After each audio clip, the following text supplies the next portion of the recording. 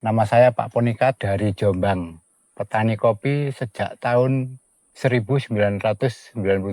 Di kebun saya yang sekitar setengah hektar ini bisa mencapai 2 kintal per panen. Kalau dihitung pohon sekitaran 300, bisa lebih.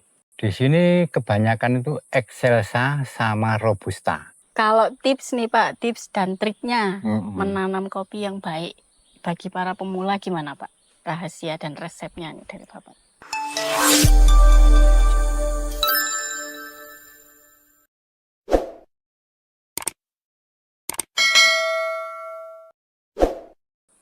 Halo Sobat Tani Eklin, berjumpa lagi di acara kita kali ini, Bisikan dari Ladang. Hari ini kita berada di Jombang, tepatnya di kebun kopi milik Pak Popan. Terima kasih Pak Popan atas kesempatannya dan sudah diizinkan untuk mampir hari ini ke kebun Bapak. Iya. Ya, boleh dibantu untuk perkenalannya Pak kepada Sobat Tani Eklin. Oh iya, nama saya Pak Ponika dari Jombang, petani kopi sejak tahun 1997. Sejak tahun 1997 ya Pak, sampai Iya. hari ini ya Pak ya. Gitu. Untuk luas hektarnya berapa Pak? Kalau dibilang di sini itu kan hektaran, jadi separuhnya, setengah hektar. Setengah hektar ya Pak ya. Dari awal mulai 97 sampai sekarang tetap menanam di kopi ya Pak ya? Iya, di kopi, khusus di kopi. Kira-kira udah berapa banyak kopi nih Pak? Kalau dihitung pohon sekitaran 300, bisa lebih. 300 kopi ya Pak ya? 300 pohon 300 bisa lebih. pohon. Kalau Pak, untuk penanaman dan perawatan ini Pak, ada tips gak dari Bapak? Penanamannya itu bagaimana, pupuknya itu apa, terus untuk menghindari hama dan penyakit tumbuhan. Kalau menanam ya biasa kan orang tani ya itu menanam di kebun kan biasa di lubang, lalu kan enggak dari biji, dari tumbuhan yang sudah tumbuh itu dicabut baru ditanam. Oh, jadi berupa tumbuhan bukan bijinya ya Pak ya? Bukan biji. Terus ditanam, diberikan pupuk. Saya beri pupuk kandang. Pupuk kandang ya Pak pupuk ya? kandang. Dibantu juga enggak Pak dengan pupuk jenis lain? Iya, dibantu dengan pupuk itu Ponska subsidi. Cuma kan kalau subsidi jumlahnya kan terbatas, jadi ngasihnya itu dikit-dikit. Dikit-dikit ya Pak ya? Lebih banyak pakai pupuk yang organik gitu ya Pak? Organik, ya, betul. Kalau pupuk yang subsidi itu biasanya pakai pupuk jenis apa Pak? Ponska. Ponska ya Ponska. Pak ya? Ponska. Itu ada takarannya enggak? Kalau saya kira-kira, jadi tergantung besar kecilnya pohon. Tergantung besar kecil. Kalau awal bisa 2 atau 3 on masih kecil, kalau besar ya bisa 1/4 kilo. Satu pohon. Gitu. Kalau untuk penanganan hama gitu Pak? Kalau saya pakai alami aja, saya semprot dengan sabun wing itu. Pakai sabun ya Pak? Iya. Hamanya apa? Cuma semut yang banyak. Semut ya? Semut itu juga cukup mengganggu itu Pak? Mengganggu. Mengganggu pertumbuhan di daun kopinya yang muda. Kalau dirobung semut itu kan nggak bisa tumbuh normal. Makanya saya semprot dengan alami, dengan wing buat nyuci-nyuci itu. Itu saja sudah cukup. Sudah cukup ya Pak ya. Gitu. Kalau biasanya panen itu berapa lama prosesnya Pak? Setelah panen? Panen ngantos selesai gitu. Ya kurang lebih 1 bulan lah. 1 bulan ya? Kurang lebih. Dari tadi yang pohon itu ya Pak ya? Pohon ke masa panen itu berapa lama itu Pak? Di panennya apa? Iya. Kalau panennya sekarang panen gitu, prosesnya kan lama. Dikering saja, digiling. Digiling. Setelah digiling kan dikeringkan. Dikeringkan gitu. itu lama, sekitaran 5 hari. Karena di sini kan hawanya sejuk, jadi panasnya Hmm, kurang. jadi tergantung cuaca juga Nah, ya Pak tergantung ya. cuaca, Paling bisa cepet 4 itu hari, bisa 5 hari. 4 hari sampai 5 Nah, hari gitu. iya. Kalau selama ini nih Pak, selama berpuluhan tahun ya Pak ya Bapak Mm-mm, menekuni tanaman kopi, mm-mm. biasanya tuh panennya itu berapa banyak? Kalau di tahun lalu kan belum pengalaman ya, seadanya aja. Kalau sekarang sudah meningkat Sudah panennya. meningkat ya. Di kebun saya yang sekitar setengah hektar ini bisa mencapai 2 kintal per panen. 2 OC, iya. kintal per panen ya Pak ya. Iya. Iya, pernah ngalamin juga gagal panen gitu Pak. Sering, Sering. sering. Kenapa itu Pak? Karena pupuknya tidak memadai. Pupuknya ya, Nah, lagi-lagi di pupuknya. Karena pupuk subsidi cuma dapat sedikit. terbatas itu tadi. Terbatas ya Pak. Mm-mm. Kalau harapan dari Bapak nih untuk petani kopi apa?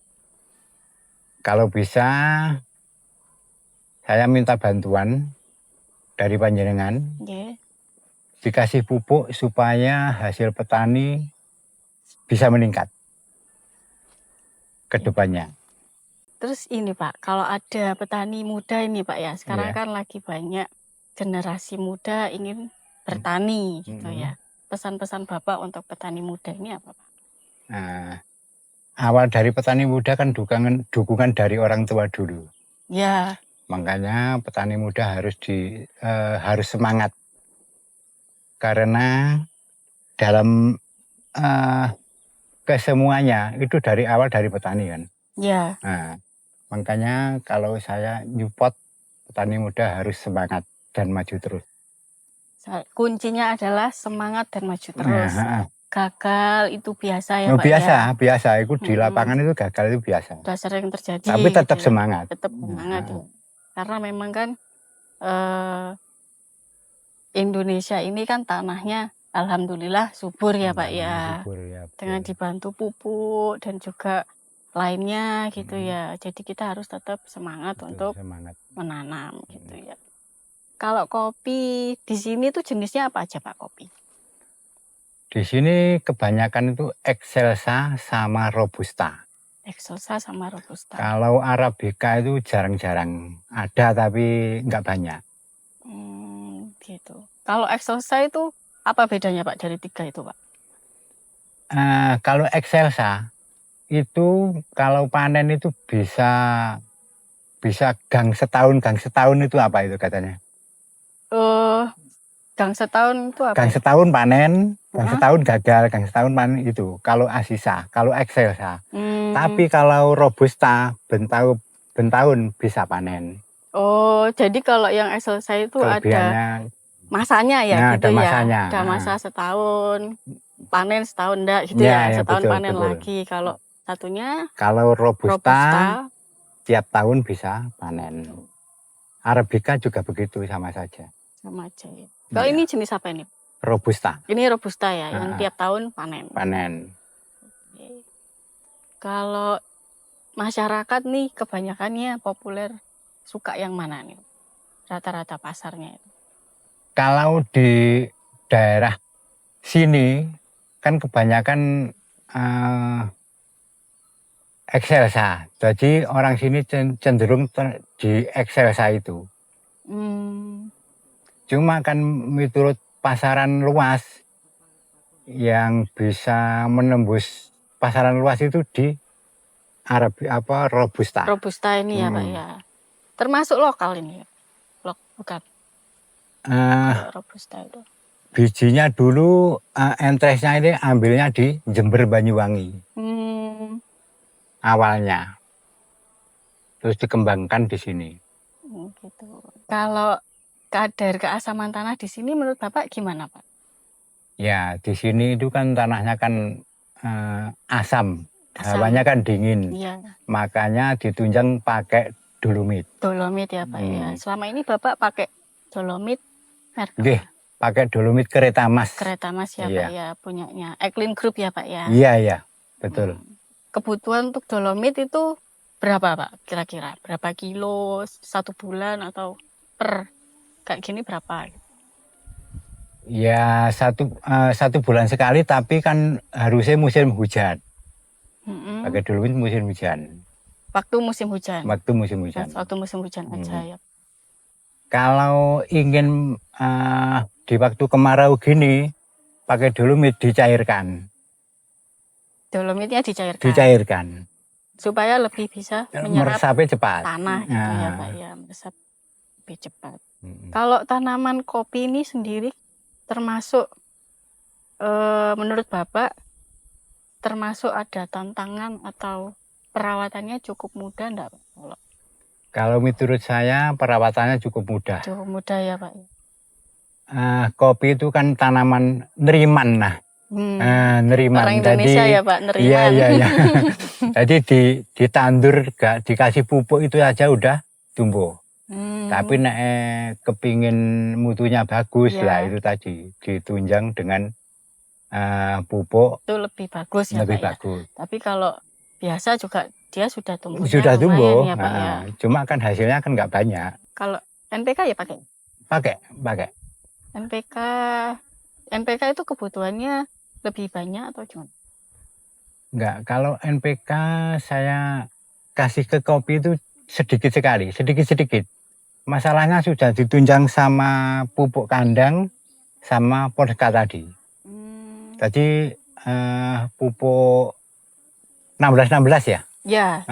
Itu sedikit. Sedikit ya. Sekali ya. Gitu. Kalau seandainya apa sih Pak? Kalau pakai pupuk yang kandang itu kan prosesnya jauh lebih lama ya Pak ya. Kita proses ke pupuk kandang yang aja butuh waktu ya Pak ya. Iya. Kalau menurut Bapak ini lebih efisien atau lebih memudahkan bagi para petani itu pakai apa? Ya pakai pupuk kimia itu tadi. Kalau murni pakai itu bisa ya Pak? Sebenarnya itu ditunjang dulu sama pupuk kandang. Pupuk kandang tapi sedikit ya Pak ya? Sedikit iya. Jadi kalau kita proses sendiri nih, misal petani ada proses untuk pupuk kandang, kan itu butuh proses berapa lama biasanya Pak? Kalau pupuk kandang itu difermentasi dulu. Difermentasi dulu ya. Fermentasi dulu. Fermentasinya nggak langsungan. Berapa lama fermentasi? Bisa 1 bulan fermentasi. 1 bulan ya. Itu hasilnya berapa banyak kalau 1 bulan biasanya? Ya berapa banyak apanya ya? Pupuk kandangnya. Kalau buat sekali buat itu ya 1 ton gitu sekali buat. 1 ton untuk 1 bulan. Cuman kebutuhannya kan supaya tanaman itu lebih cepat tumbuh ya Pak ya. Jadi perlu pupuk yang lain. Pupuk yang lain. Buat menunjang itu tadi. Lebih bagus lagi kalau memang pupuk yang lain itu supportnya bisa lebih banyak gitu ya Pak ya. Jadi proses menunggu untuk pupuk kandang itu juga lebih efisien gitu ya Pak ya. Nah, bicara lagi nih Pak masalah terkait pupuk ya Pak ya. Kalau pupuk kandang kan untuk memproses pupuknya sendiri butuh waktu. Butuh waktu ya. Lama. Terus digantikan dengan pupuk apa tadi Pak? NPK merek Untai ya Pak ya. Merek Untai ya. Yang 16-16 gitu ya. Kalau misal diganti itu kan jauh lebih efisien dan lebih cepat gitu ya Pak ya. Ya kan nggak buang tenaga banyak-banyak. Iya betul ya Pak ya. Terus apa sih Pak pentingnya pupuk NPK gitu untuk tanaman gitu? Menurut saya kalau khusus pupuk kandang kan hasilnya itu kan nggak memuaskan. Tapi kan ditambahi NPK 16-16 merek Untai ya. Itu bisa memuaskan hasilnya. Memuaskan ya Pak ya. Bisa 2 kali lipat lah. 2 kali lipat. Bisa. Jadi berharapnya lebih banyak pasokan NPK Untai gitu. Betul, ya Pak ya. Iya. Karena lebih melimpah gitu ya. Sekali lagi nih Pak, kalau suka dukanya nih jadi petani kopi itu apa aja? Suka dukanya. Sebenarnya banyak sukanya. Kan saya ini petani kan semangat terus. Semangat terus ya, semangat Pak. Terus. Jadi banyak sukanya. Dukanya saya kira lah ya sawah pegel ngono itu aja. Iya. Itu aja ya Pak. Iya, itu aja. Seneng ya tapi Pak nanam kopi gini ya Pak ya. Petani ku senangnya kan di kebun. Ya. Jadi di rumah itu gak kerasan. Hiburannya di kebun. Hiburannya kebun ya Pak, sambil menghasilkan Ah, produktif iya, ya Pak betul, ya. iya. Selain kopi, Bapak juga mengelola kebun lain enggak? Atau fokus di sini? Ya, tanaman kopi itu kan ada tumpang sarinya. Ya. Tumpang sarinya banyak, termasuk durian, termasuk pete, itu juga tumpang sari. Apokat, saya selingi itu. Di bawahnya durian itu saya tanami kopi ini. Kan butuh apa ya? Butuh naungan. Kopi itu Naungan. butuh naungan. Oh, tadi sebutannya tumpang sari itu ya Pak ya. Jadi iya. didukung tanaman lain gitu. Bisa ditanam yang di bawah, bisa ditanam cabai juga bisa. Cabai bisa. Terus durian ya Pak ya. Durian itu kan atas. Durian atas. Kalau Tinggi. ini kebanyakannya apa Pak? Itu apa, pisang ya Pak ya? Pisang. Pisang. Ya, pisang sama juga ada bisa. cabai ya Pak ya. Ketela pohon juga bisa. Ketela pohon juga bisa. Kalau Bapak sendiri, menurut Bapak paling suka menanam apa Pak? Kan ada tumpang tindihnya itu, tumpang sari. Sebenarnya lebih simpel itu ya menanam kopi sebetulnya. Kopi ya Pak ya. Tapi kan lainnya itu buat sampingan aja. Untuk mendukung tanaman kopi. Betul. Gitu ya Pak ya. Iya. Apalagi orang Indonesia ngopi ya Pak ya. Tetap ngopi, pagi-pagi Mantap ngopi. tuh, Pak. Kalau tips nih Pak, tips dan triknya menanam kopi yang baik bagi para pemula gimana Pak? Rahasia dan resepnya nih dari Bapak. Di lubang dulu, tanahnya di lubang dulu, di antara setengah meter persegi. Lalu tanah itu yang gembur itu dikembalikan, lalu ditanami kopi yang bibitnya itu ditanam di situ yang di lemah gembur itu tadi. Di tanah yang gembur. Ya, tanah yang gembur. Nah, setelah itu dipetak itu dikasih depannya tanaman kopi itu kasih lubang. Supaya kandungan air hujan itu tidak nyentor kopi itu gimana itu? Oh, tidak langsung ke kopinya mengganggu, tapi ke tanah yang dilubangi di depannya. Dilubangi itu tadi, gitu di depannya ya, kopi dilubangi. Juga buat diisi pupuk juga bisa. Yang lubang depannya. Lubang tadi ya. Gitu. Mantap ini Pak. Udah sering dipakai ya Pak ya, teknik itu bertahun-tahun ya mesti ya? Itu mesti ya. Dan alhamdulillah panennya melimpah ya Pak ya. Alhamdulillah ya Pak ya. Ada pesan-pesan enggak Pak untuk pemerintah maupun produksi pupuk seperti kami ini Pak? Nggih, tentu ada. Untuk petani berharap semoga pemerintah ini bisa membantu petani, karena petani kan ujung pangan kan dari petani. Makanya saya minta bantuan dari pemerintah supaya mencari pupuk itu dibuat gampang itu apa ya? Dipermudah. Nah, gitu dipermudah.